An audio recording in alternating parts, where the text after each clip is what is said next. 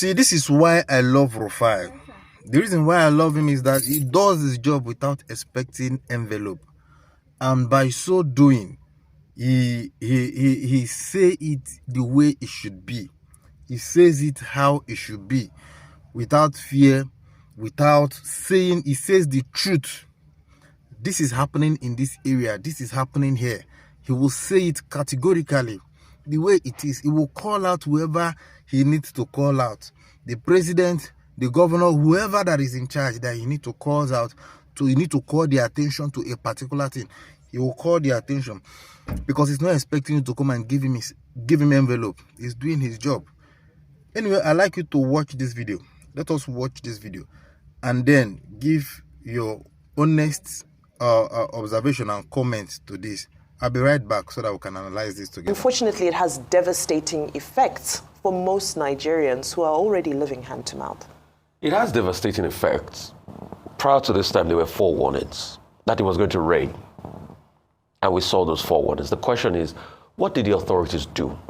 In Lagos, for instance, I keep speaking up for my people in Ijede.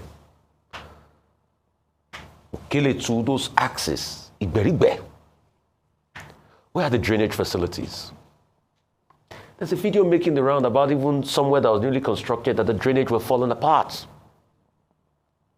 So the question we should ask is, yes, Commissioner Tokubo, you're doing your very best, which we acknowledge sometimes, but we also will say you can do a lot more. Where are the drainages? We can blame people all we want that, oh, their malfeasance is also a problem and their activities, environmental activities, like throwing dirt in the drainage ways and things like that. But where's the drainage system? Where's the city planning? Even in the eyebrow urban areas, where are the planners? So we need a holistic review of the environment. I'll give you an instance. Around Kayode Abrahams, for a couple of weeks, they said they blocked a particular channel. That place was always flooded until they opened that channel. We thank God it's not a case of the Lagdo Dam any longer. But it is just man's response to nature. So what are we doing as regards that? And I think that's the big question. So we're having another flooding alert in 19 states of the Federation. I hope we will not come here and tell stories afterwards. Secondly, I want to talk about this housing project. I'm really excited because we have a very big housing deficit in the country. In fact, I was listening to a real estate expert churn out a report that was talking about the fact that in Lagos alone, we've got close to 3 billion or more than 3 million housing deficit. So when I see blocks being built, I'm excited. And in fact, that real estate report was talking about that you need over 200,000 units in Lagos, but we build less than 100,000 units, even with all the things the developers are doing. It was that report that shocked me so much when he said, oh, over the biggest developer in this country, the best they'll do is they'll do less than 300-400 units. But the question we should ask is, where are the homes? They are building. It's not been completed. I don't believe in celebrating things that have not been completed. They are building aspiration. They are doing it. Has it been completed? Because when I saw the Kasani there, I know that's not been completed yet. Because this was part of the residents, they pledged to the girls that did well. And the 150,000 jobs, where are the empirical facts to the jobs? Where were these jobs created in the north? Who were the beneficiaries of these jobs? Were they direct or indirect jobs? I don't just like when it comes to data, when people just give postulations. In God I trust. Every other thing is data and empirical proof. So I want to see a peer review on the job numbers. And that's why I have constantly called for NBS, National Bureau of Statistics, to release monthly job numbers so we even know how much we're creating. This could be exit data from companies. How many are they employing? And probably we can even look for a methodology to aggregate creation in the informal sector, which is a very naughty part. So, in as much as I'm happy, I want to see the data. I don't just want it to be political narrative and political posturing. Where is the data of the 150,000 jobs created?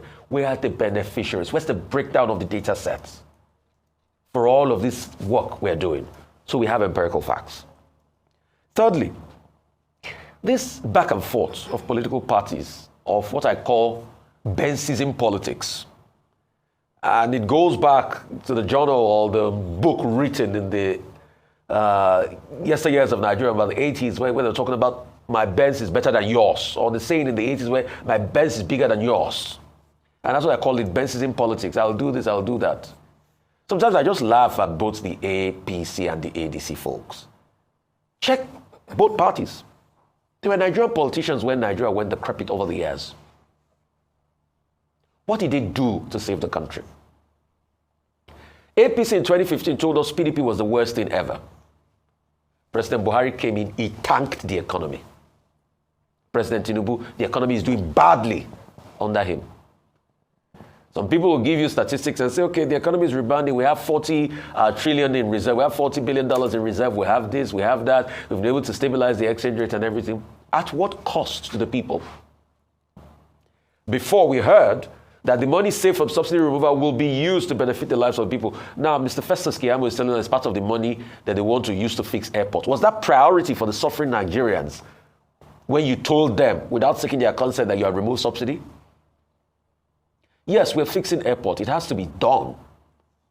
But can't we concession, like some aviation experts are saying, we are fixing airport with over 712 billion. I've got good news for you. 80% of primary health care in this country, deplorable condition. In fact, the Minister of Health said he only got 15% of his capital budget. What if we put that money to health care? And at least we get close to over 80% of the primary health care centers in this country in good working condition that can at least dispense health care services to the people. It will be said that we've made a change. I think that's priority, rather than funneling that cash. And like I asked before, we'll still like to see data. It's not just saying we should go and compare airports in other parts of the country.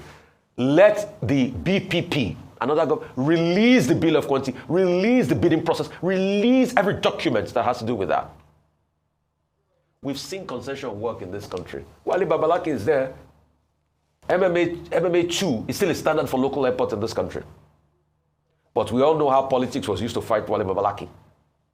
Sincerely speaking, if we can start calling out these people, if we can start holding our government accountable for what is going on, what they are supposed to do and what they are not supposed to do, I'm telling you, they will start taking responsibility of some of the things they are supposed to do. I am telling you, sometimes it's obvious. It's not as if we don't know some of those things, but nobody is talking. Nobody is saying anything. You know, you cannot prioritize maintaining airport or rebuilding airport over healthcare. There are some certain things you cannot prioritize. There are some certain things you know that if this thing is going on, if this thing is happening, you will know that, okay, yes, it's just the regular way, you know, to siphon money from the public coffers. Of course, we are aware. We are aware. So it is high time we start calling out this government. We start calling out as many that are in position, as many that are, you know, from the president to the local government chairman. We start calling them out, holding them accountable for whatsoever they are supposed to do that they are not doing well. Look at the roads we have. You know, if this government has spent the money they are spending in this coastal highway to maintain every major federal road in this country, I am telling you, people will not complain. Easy movement, free movement, people can easily go about. You know, in fact, it will drop the cost of living. It will drop the cost of production. It will go a very long way other than the coastal highway. I'm not saying that it's bad, but we should understand priority, know where to put money. But the reason is that every government, we don't do continuity. Any government that comes in, we want to start up a fresh project. Every government that comes in, we want to do their own thing. We want to have it their own way. It's just, they don't continue from where. If you look at our railway, some of them now are not working again. Nobody's talking about it again. Nobody's talking about railway again. Why? This was a project that Buhari embarked on.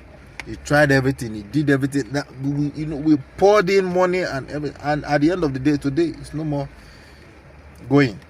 Now we're talking about this housing. Talking about which are we going to talk about? Is it the aviation? It has not gone so bad that it becomes a priority for the federal government. Anyway, Tinubu, President Tinubu, please, the people, all we are just asking is to prioritize what is needed, to prioritize what is necessary. Let us prioritize what is needed so that we don't waste funds and waste resources. People are complaining. People are complaining. People are complaining. You promised us electricity. Today, we are in darkness. We cannot boast of 24 hours electricity in this country. You put something in your freezer. In 2 days, it has damaged. We can't boast of electricity. You promised us good infrastructure, health system and everything. 2 years done and nothing yet. All everybody is talking about now is campaign 2027. How to manipulate, what to. INEC is having their own projects now, all sponsored by still the same government. So a lot of people are beginning to say different things that is just a way of, yes, we understand. But please, have the masses at heart. Let everybody in position, have the masses at heart. I think it's high time we start calling out these people to pin them to a major project that they are supposed to do that they are not doing. Thank you very much, Rufai, for always speaking up. I know that sometimes people can complain that his way of journalism can be toxic. But yes, he's just pointing you to it. And some persons don't like it that way. It does not paint words. Thank you very much. See you in the next video. Share your opinion respectively on the comment sections.